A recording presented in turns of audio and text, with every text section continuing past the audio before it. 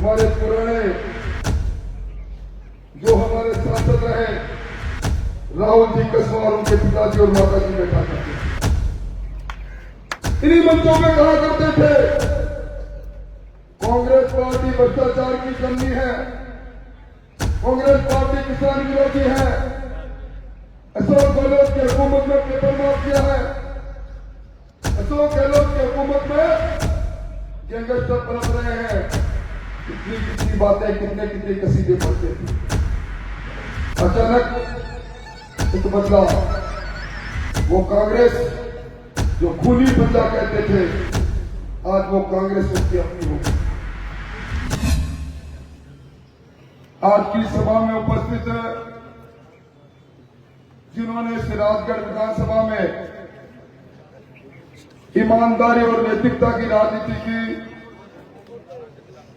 कई बार आपके विधायक रहे, ऐसे श्री नंदलाल जी पूनिया साहब की बात आपने सुनी। पिछले विधानसभा चुनाव में कमल के फूल के साथ जो गांव में वोट मांगने आई, ये दिगर बात है कि कुछ लोग उस कमल के फूल की जगह खूनी पंजे के साथ चले गए और सुमित्रा जी अड़ी गई, सिद्धांत पर बनी रही, सेवा के संकल्प के साथ मंच पर बैठी है। ऐसी यहां की नौजवान प्रत्याशी बेटी सुमित्रा,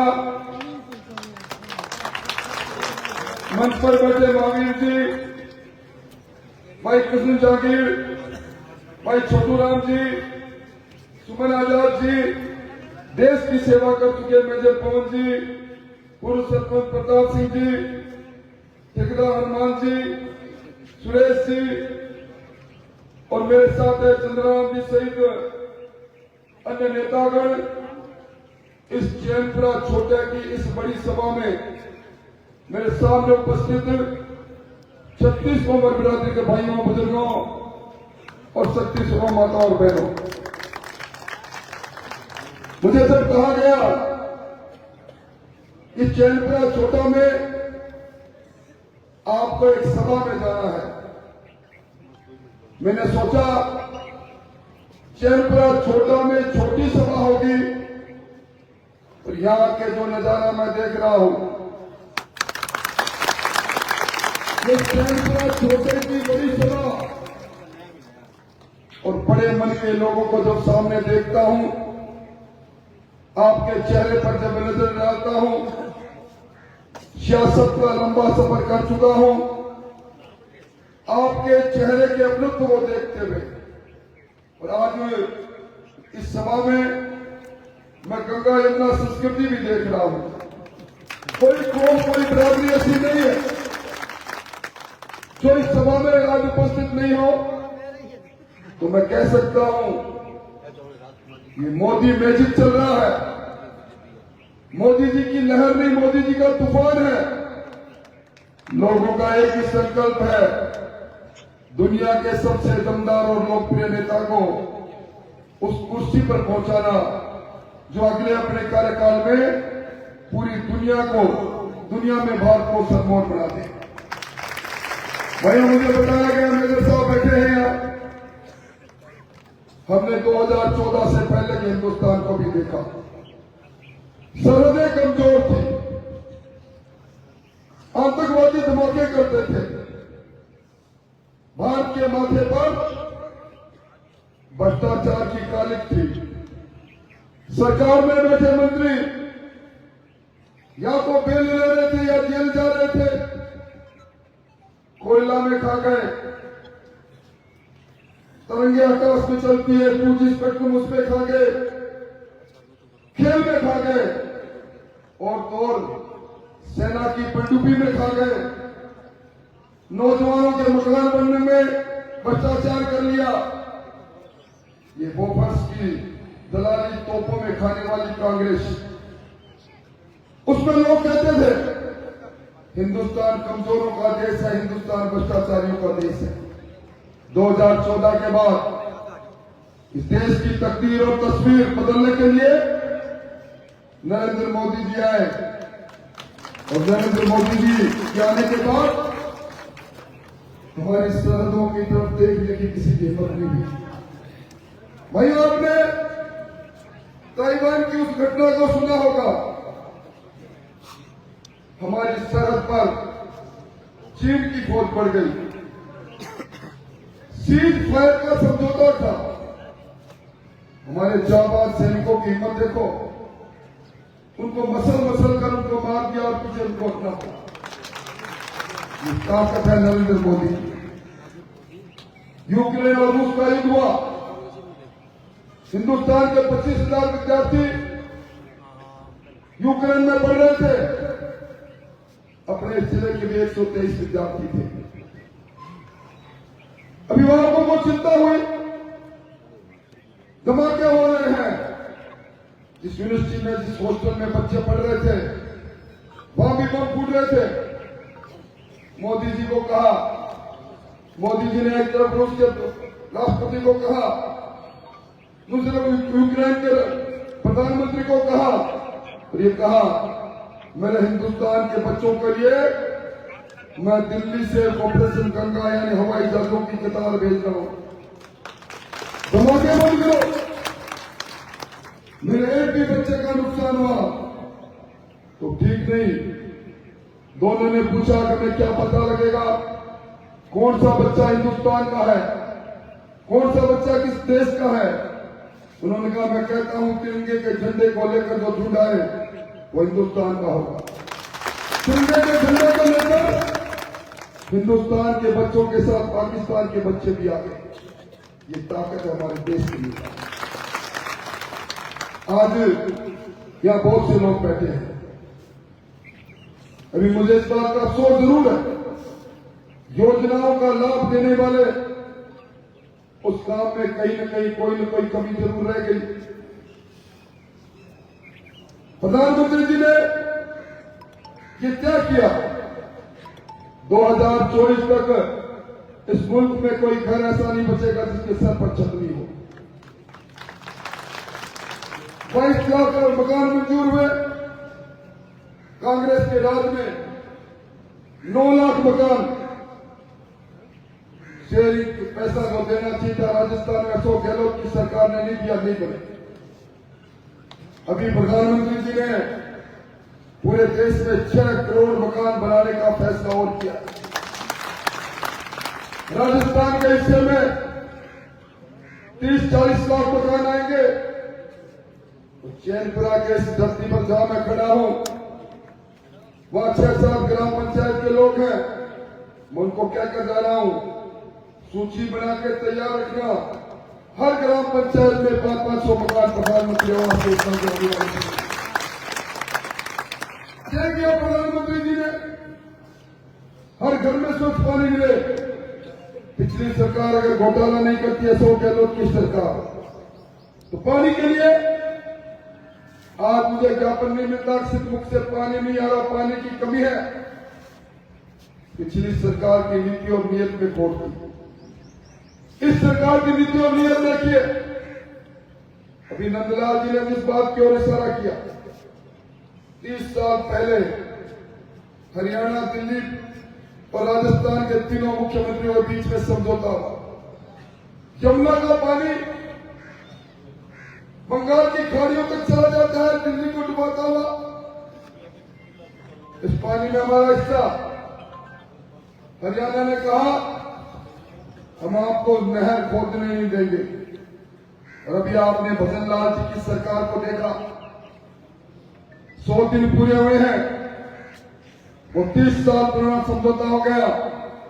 राजगढ़ के अंदर आपकी तहसील में आज क्या कर दे रहा हूं, राजस्थान का बड़ा बांध बनेगा जिसमें यमुना का पानी आएगा। और यहां से वो पानी अन्य तहसील में होता हुआ झुंझुनू और किसी तक जाएगा। क्या हमारी तस्वीर नहीं बदलेगी? क्या ऐसी सरकार, जिस सरकार का 5.5 साल का समय हमारे सामने है, जिस सरकार ने आते ही हमारे नौजवानों के अरमानों को लूटने वाले पेपर माफियों को जेल में डाल दिया, जिस सरकार ने आते ही देश के प्रधानमंत्री जी जो 6,000 रुपये भेज रहे थे उसको 12,000 करने का फैसला किया। अभी आपकी अगली किस्त आएगी 8,000 की, उससे अगली किस्त आएगी आपकी 10,000 की, उससे अगली किस्त आएगी आपकी 12,000। और गैस का सिलेंडर 450 रुपए में। डीजल अब पहले तस्करी हुआ करती थी या राजगढ़ से डीजल भरने हरियाणा जाया करते थे, अब रेट में अंतर बहुत थोड़ा रह गया भैया, वो भी पूरा होने वाला है। मैं कहने आया हूं सरकार आपकी 5.5 साल का समय सरकार से साझा किसी कारण से नहीं हो पाया होगा। आज मैं इस बड़ी सभा में आपको आग्रह करने आया हूं, आओ सब मिलकर आने वाले 5.5 साल में जन कल्याण के लिए सरकार से साझा करने के लिए दिल्ली में नरेंद्र और चूरू में देवेंद्र के भाव से सब लोग बोलते हैं। पिछले चुनाव की परिस्थितियां अलग थी, इस चुनाव की परिस्थितियां अलग है। देश का चुनाव, देश के मान का चुनाव, देश के सम्मान का चुनाव, जिस नेता को दुनिया कहती है प्रधानमंत्री नरेंद्र मोदी से ज्यादा दमदार कोई नेता नहीं। अभी आपने अखबारों में पढ़ा होगा 20 शक्तिशाली देश G20 में आए, आगे कहा मोदी जी दुनिया चाहती है आप हमारा नेतृत्व करो, आप पूरे दुनिया को एक परिवार मानकर सेवा करो। ऐसा नेता हमारे पास हो जिसने इस हिंदुस्तान में हर रहने वाले के पास, आप यहां विराजे हैं, किसी के पास मकान है तो किसी के पास शौचालय है, किसी के पास उज्ज्वला गैस है तो किसी के पास आयुष्मान का कार्ड है इलाज के लिए, किसी के पास 3 सालों से प्रधानमंत्री का भेजा हुआ अन्न आ रहा है तो किसी के घर में जल जीवन मिशन का पानी आ रहा है। अरे कोई बचा नहीं। याद करो वो समय जब भाई से भाई नहीं मिलता था, कोरोना का वो काल, उस काल में घर बैठे पेंशन भी और कोरोना से जिंदगी बचाने के लिए मुफ्त में वैक्सीन भी, कम बात नहीं। इसलिए भाई और छोटे मुद्दे का चुनाव नहीं, पर इस चुनाव के अंदर आप लोगों को भी एक नई रंगत दिखाई दे रही है, मेरे को भी दिखाई दे रही है। इसी प्रकार के मंचों पर, इसी प्रकार के बीजेपी के झंडा के नीचे, इसी प्रकार की मोदी जी की तस्वीर के नीचे हमारे पुराने जो हमारे सांसद रहे राहुल जी कसवा और उनके पिताजी और माताजी बैठा करते थे। इन्हीं मंचों में कहा करते थे कांग्रेस पार्टी भ्रष्टाचार की जननी है, कांग्रेस पार्टी किसान विरोधी है, अशोक गहलोत की हुकूमत में पेपर माफिया है, अशोक गहलोत की हुकूमत में गैंगस्टर पनप रहे हैं। कितनी कितनी बातें, कितने कितने कसीदे पढ़ते थे। अचानक एक बदलाव, वो कांग्रेस जो खूनी पंजा कहते थे आज वो कांग्रेस उनकी अपनी होगी। 35 साल तक जिस परिवार को 14 बार टिकट देकर मोदी जी की भारतीय जनता पार्टी ने मैदान में उतारा, 6 बार पिताजी लड़े, 2 बार बेटे जी लड़े, 3 बार माता जी लड़ी, प्रमुख प्रधान टिकट कटी, इल्जाम लगाना चालू किया, मेरी तरफ इशारा करना चालू किया।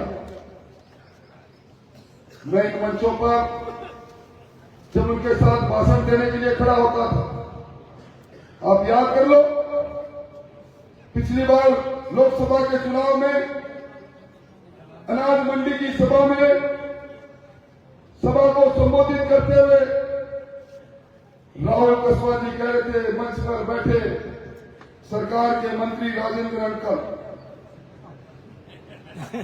उस समय जब जय सिंह राठौर और राम सिंह जी का चुनाव था,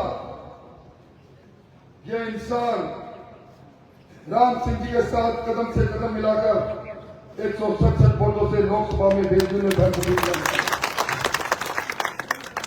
उस समय जब बलराम जाकर पंजाब से चलकर आए, हमने कहा ये राम है, इसका लक्ष्मण मैं हूं। हमने बलराम जाखड़ जी को धूल चलाई। उस समय मैं लक्ष्मण था, मैं काका था। आज मुझे कह रहे हैं कंस हूं मैं। काका कंस हो गया, लक्ष्मण दुर्योधन हो गया, आज मैं तस्कर हो गया। अरे इतने वर्षों का साथ था, छोड़कर आप गए हो। मैं तो मेरी विचारधारा के साथ हूं, दुनिया के सबसे लोकप्रिय नेता के साथ हूं, मन पर्वती सुमित्रा के साथ हूं, नंदलाल पुनिया के साथ हूं, महावीर पुनिया के साथ हूं। अरे आप कहां गए? कल तक पार्टी वहां थी। आपने देखा था राजगढ़ में वो पोस्टर आज भी लिखने में है, मोदी जी का अभिनंदन हो, राम मंदिर बनाने पर राम मंदिर की फोटो, नीचे राहुल कस्बा सांसद। मोदी जी का अभिनंदन हो, देश में 4 करोड़ पक्के मकान बनाने पर, गरीब को मकान देने पर, नीचे राहुल कस्बा जिनका कल अभिनंदन कर रहे थे, आज निंदन कर रहे हो, निंदा कर रहे हो। क्या किया? मुझे समझ में